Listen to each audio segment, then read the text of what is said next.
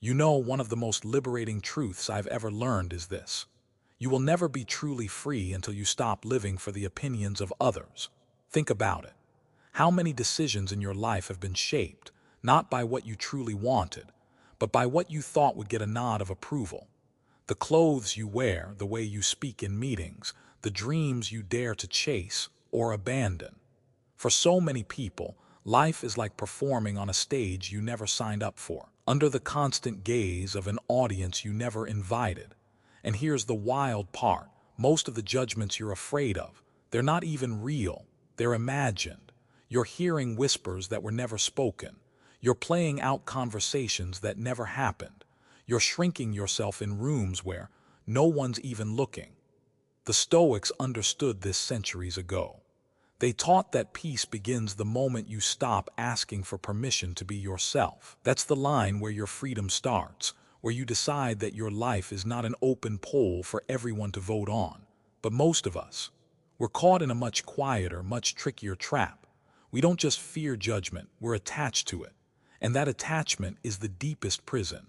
Because when you're attached to others' judgments, your sense of worth rises and falls like the stock market, depending on their applause, their approval, their nod of agreement. It's exhausting. One day you feel confident because someone praised you. The next you're doubting everything because of a single raised eyebrow. I've been there. I've walked into a room and instantly started scanning, reading faces, calculating what to say so I wouldn't rock the boat trying to be liked. And you know what? It's a losing game. No matter how hard you try, you can't control how people see you. Their opinions are filtered through their own experiences, insecurities, and values. You could be the kindest person in the world and someone will still misunderstand you. So why give them the keys to your peace? The Stoic way flips the script. Instead of chasing permission, you anchor yourself in your own values. You stop living to impress and start living to express. You speak your truth, not because it's guaranteed to be popular, but because it's yours. Imagine waking up tomorrow and not caring if your choices get a standing ovation or total silence. Imagine doing what's right for you, not what looks right to them. That's the freedom the Stoics were talking about. And here's the surprising thing, when you stop bending yourself to fit every opinion, you actually become more respected. Because people sense when someone is grounded. So I want to ask you something. How much of your life have you built for someone else's eyes? And if you stripped all that away, if you stopped performing, what would remain? That's not just a thought exercise, that's your starting point. When you catch yourself hesitating, when you feel that tightening in your chest because you're worried about being judged, pause. Ask yourself, am I about to live my life or theirs? You get one life, don't rent it out to strangers. The truth is the crowd will always have opinions. Let them. Your job isn't to silence their voices. Your job is to make your own voice so clear, so steady, that the noise can't shake it. That's real freedom. And it begins the moment you decide that the person you answer to is you. Let me ask you something. How much of your peace have you given away just to feel accepted? Most people don't realize it, but from the moment we're children, we're taught to trade our authenticity for approval. Think about it. As kids, we learn quickly. If we say the right thing, we get praise. If we act in a way others like, we get rewarded. Little by little, without even knowing it, we start bending ourselves into shapes that will get us applause. By the time we're adults, it's second nature. We choose our words based on how they'll be received. We hide opinions that might cause friction. We downplay parts of ourselves that might not fit in. And we don't even question it because it's just how the world works. But here's the truth the Stoics understood. A life built on reaction will never be free. If you're constantly adjusting yourself to please the crowd, you'll never hear your own voice clearly. And the tragedy is, that voice, the unfiltered, unedited, unapologetic version of you, is the only one that can tell you who you really are. The problem is we mistake acceptance for peace. We think if they approve of me, I'll finally feel good about myself. But acceptance built on performance isn't peace, it's a contract. One that says, I'll keep being who you want me to be as long as you keep liking me. Here's the problem with that deal. It only works for as long as the applause lasts. The moment it stops, you're left scrambling to win it back. That's not peace. That's dependence. I've been there. I've walked into rooms already anticipating what someone might think about my choices, my appearance, my words, before I even said a single thing. And that's when I realized something powerful. Most of the opinions I was so worried about weren't even real. They were assumptions I had created in my own head. I was fighting battles that didn't exist. And even when opinions are real, here's what you have to remember. People's perceptions are not the full picture.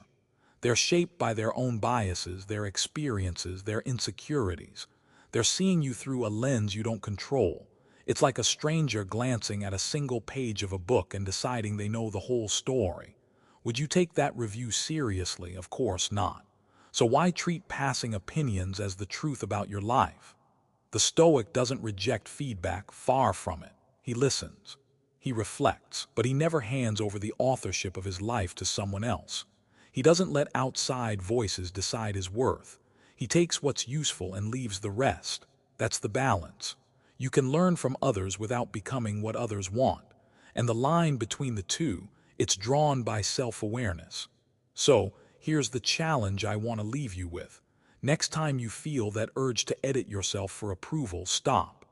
Ask, if no one was watching right now, if no one ever found out, would I still make the same choice? Because that's where the truth lies. Not in the compliments, not in the criticism, but in those quiet moments when it's just you and you. And the more you choose from that place, the more your real self begins to emerge. Not the version shaped by reaction, but the one rooted in authenticity. That's the self that can't be bought, can't be bent, and can't be broken by a stranger's opinion. Others' thoughts are not your truth. They never were. Your mind is yours. And the moment you claim it back, you'll realize you've been free all along. Here's a hard truth most of us don't want to admit. What other people think of you is none of your business. Yet we spend so much of our lives trying to manage it. We replay conversations in our heads, wondering if we said the right thing. We carefully adjust what we post, what we wear, even how we stand, because we're quietly trying to control how we're seen. And here's the problem. It's a game you can never win. Why? Because the moment your words leave your mouth, they are no longer yours. They pass through someone else's filters. Filters made of their past experiences, their fears, their insecurities, their personal values. By the time they form an opinion about you, it's not really about you anymore. It's about them. Think about it. You can do everything right and still be misunderstood. You can bend over backwards to please someone and still fall short. That's because their perception isn't a mirror, it's a lens. And that lens is cloudy with things you can't control. The Stoics saw this clearly. They taught that freedom isn't found in avoiding judgment, but in releasing the need to control it. It's not your job to manage someone else's story about you. Your job is to live in such a way that your actions speak for themselves, clearly, consistently, and without apology. I remember a mentor once telling me, "Don't waste your life rearranging the clouds." At the time, I didn't get it, but now I do. Trying to control what people think is exactly like trying to rearrange the clouds in the sky. You could spend hours, days, even years at it, and the moment you stop, the clouds will drift right back. You'll be exhausted and nothing will have changed. Instead, live in a way that, as Epictetus said, if someone speaks ill of you, live so that no one believes them. Let your integrity be so steady that it speaks louder than any rumor, louder than any assumption. Here's the thing, when you stop making other people's thoughts your responsibility, something shifts. You stop walking on eggshells. You stop editing yourself mid-sentence. You stop carrying the weight of what if they think, and start focusing on, am I proud of how I'm living? And that's where the energy you've been spending on image management can finally be redirected to your own growth, your own craft, your own relationships. So here's a question worth asking yourself. How much of my life have I shaped trying to control thoughts that aren't mine?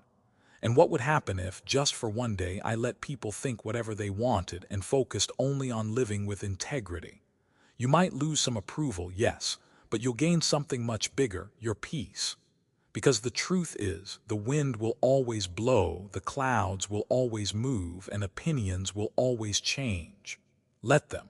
Your job is not to chase them, but to stand grounded, clear in who you are, clear in how you live.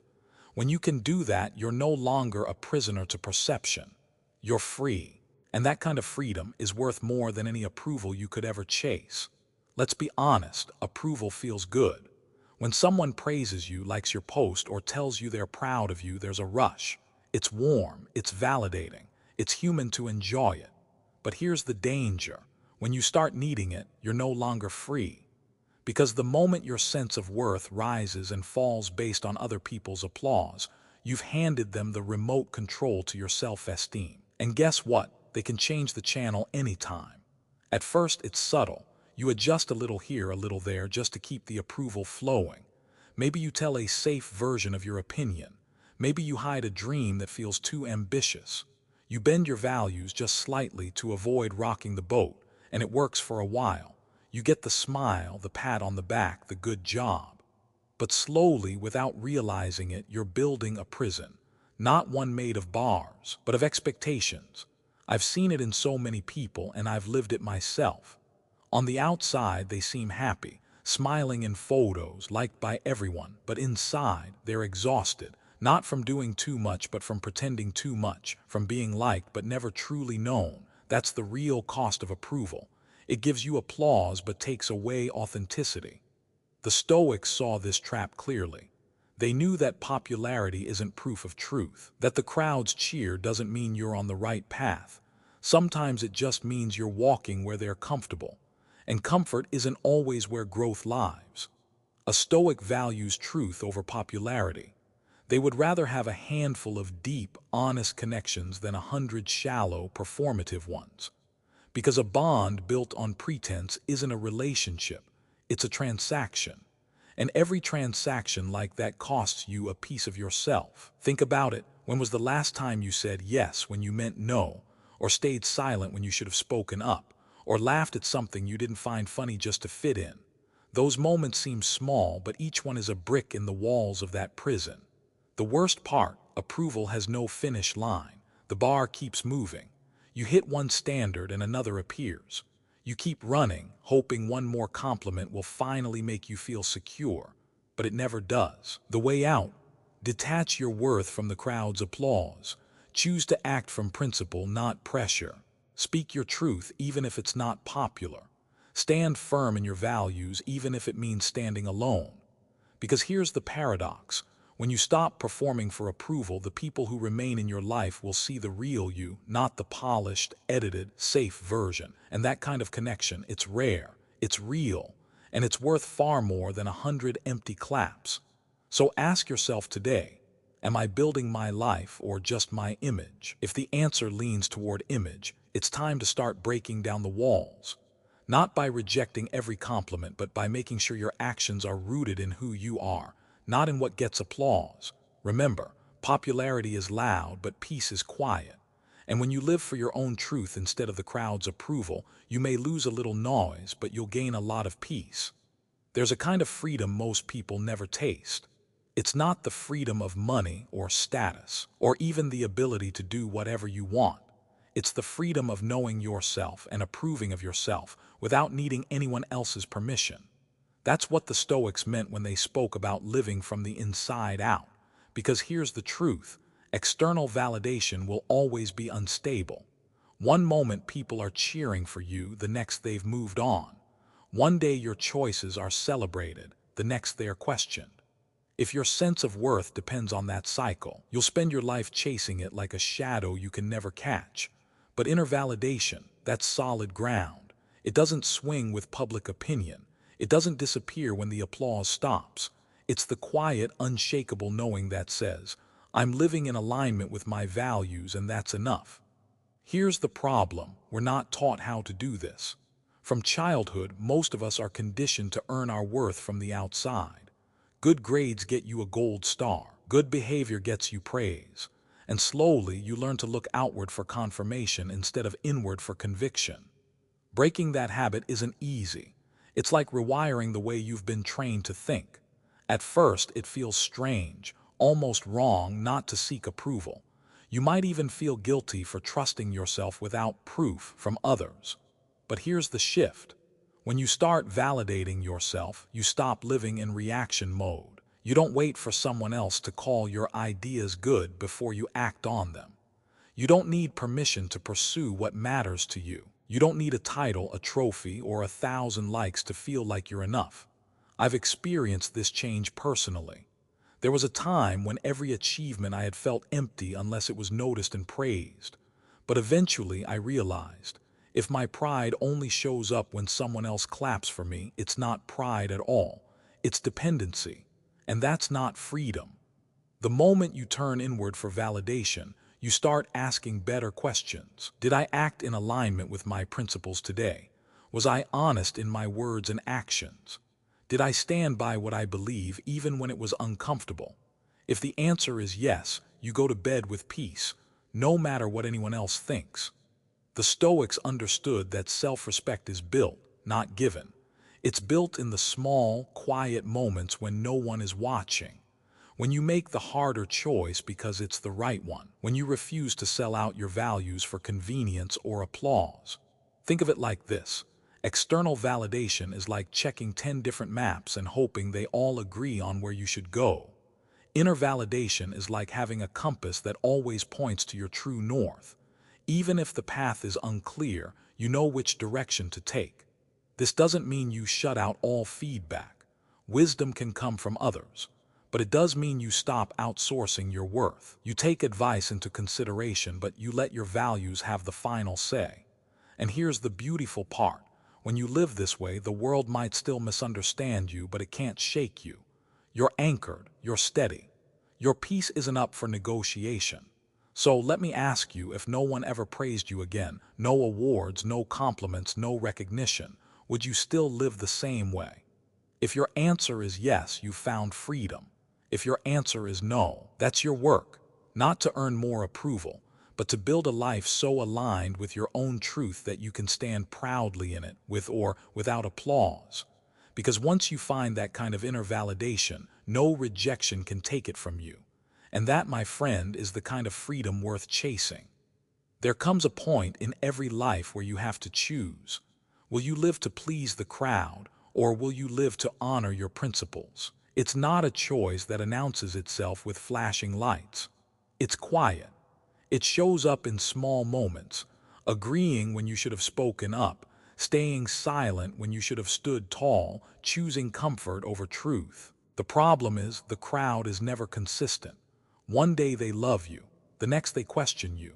They cheer for you when you succeed and fall silent when you stumble. Their loyalty isn't to your values, it's to how well you reflect their expectations. And those expectations, they change like the wind. If you live for the crowd, you'll spend your life shape-shifting to fit whatever they want today, only to find that tomorrow, the shape has changed again. And in the process, you'll lose something far more valuable than their approval. You'll lose yourself. The Stoics knew this. They understood that living for the crowd is a subtle form of slavery. Because every time you betray your principles to be liked, you trade a piece of your integrity for something that will never last. Here's the truth.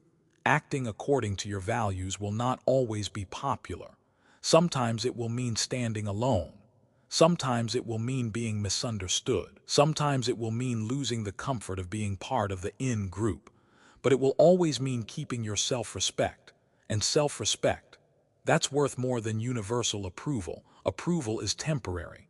Self-respect is a quiet companion that stays with you for life. I've faced this choice more than once. There were times when saying yes would have made me more liked, more accepted. But deep down, I knew it wasn't right. And every time I chose to stick to my principles, I slept better at night. My mind was quieter. My energy was lighter. Because nothing weighs more than pretending to be someone you're not. The crowd may never understand your choices. They might mock your discipline, question your silence, or resist your clarity. That's fine, they don't have to understand. They're not the ones you answer to. At the end of the day, the person you have to face in the mirror is you.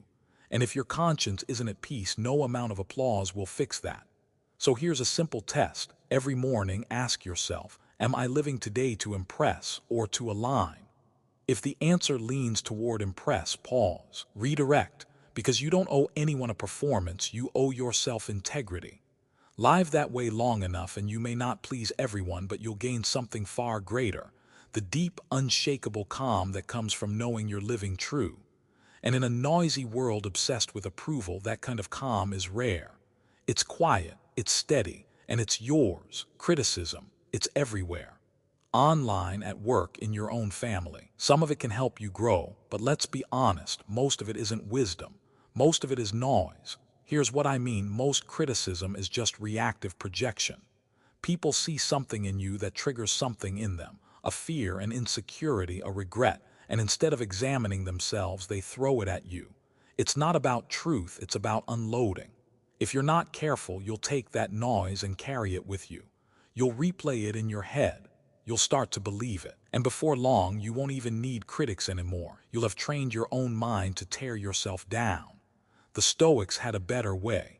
They didn't run from criticism, but they didn't swallow it whole either. They listened, but they filtered.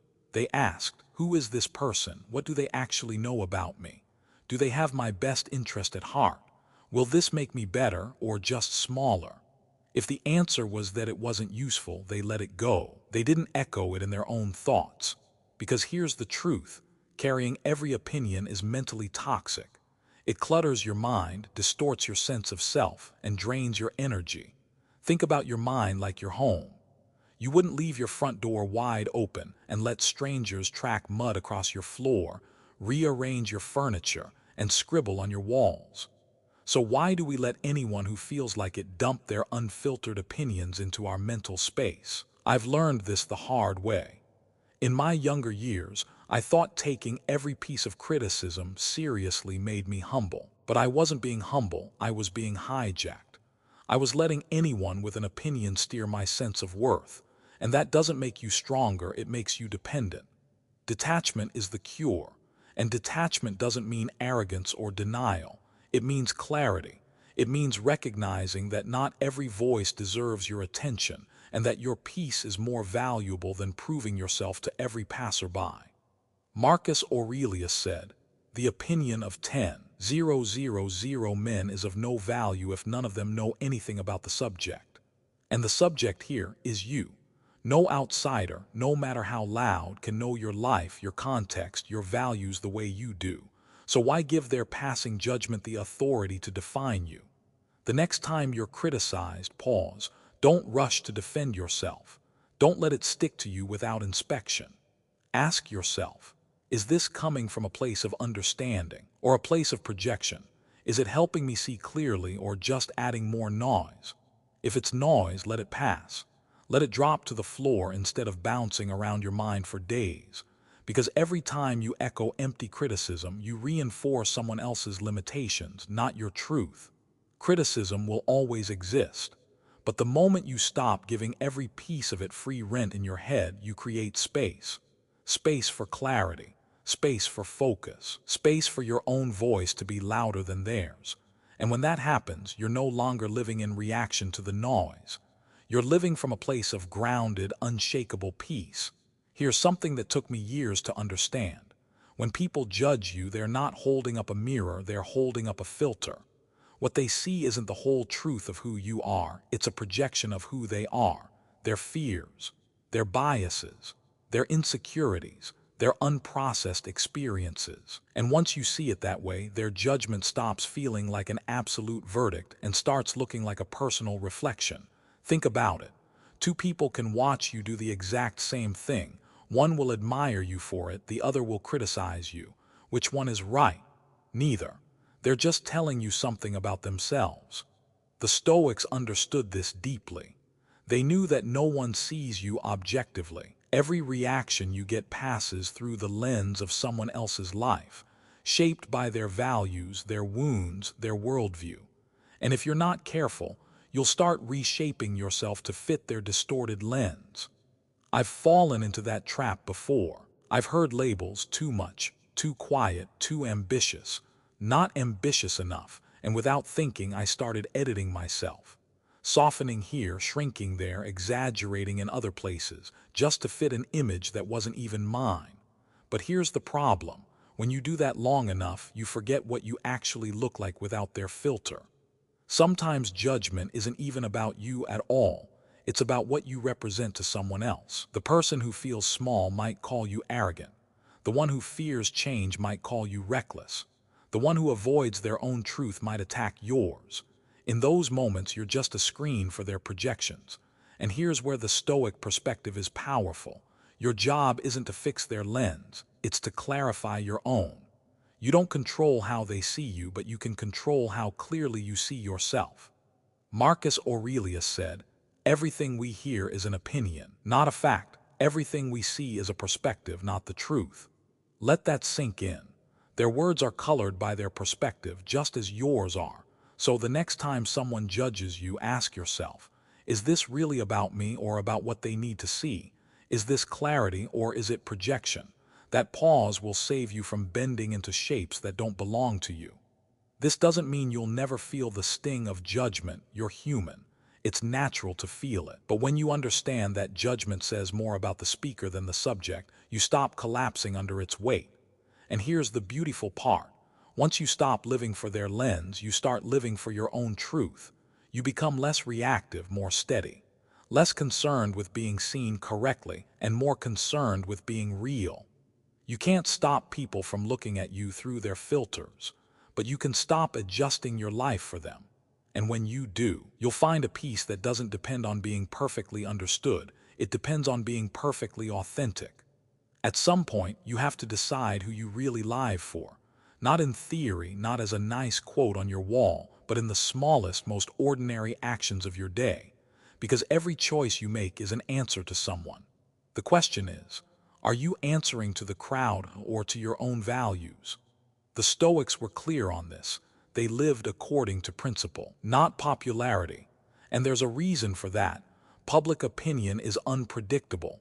It shifts with trends, moods, and misunderstandings. One moment you're celebrated, the next you're questioned. If you build your life on that foundation, you'll always be unstable.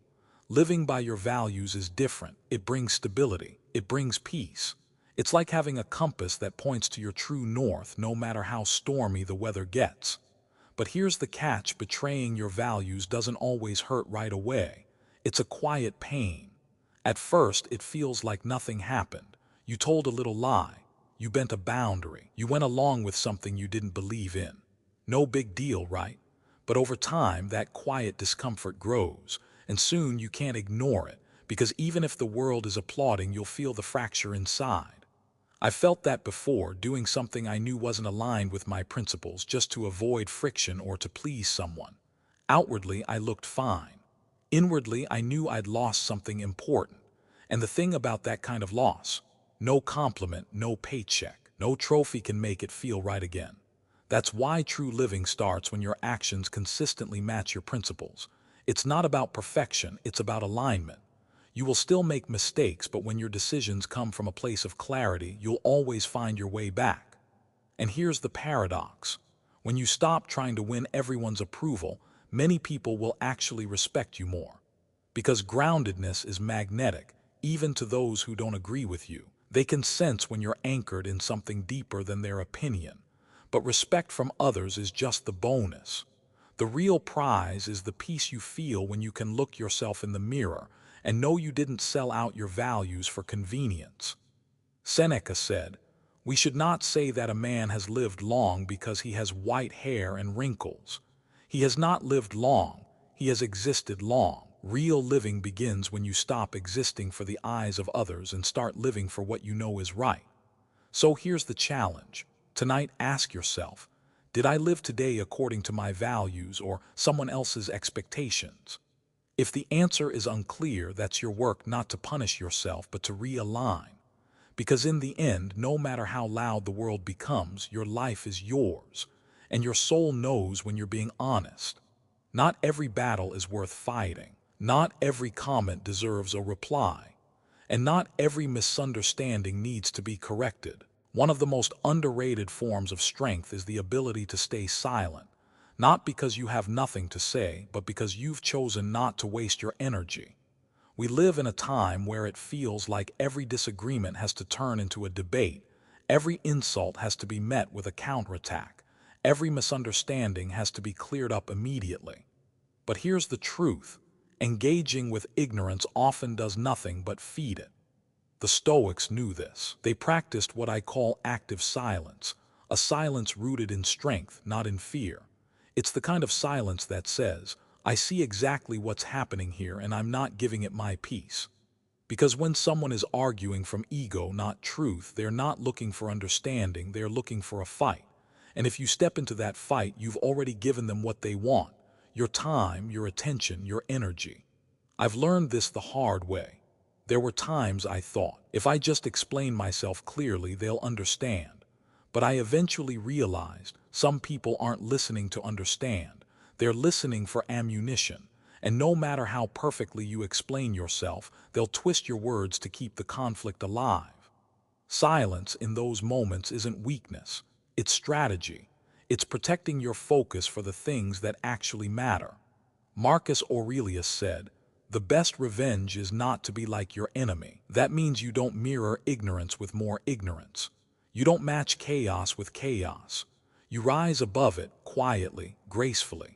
Think about how much energy you've lost in your life trying to correct every false impression, trying to defend yourself to people who already decided they are against you, trying to win arguments that don't even matter.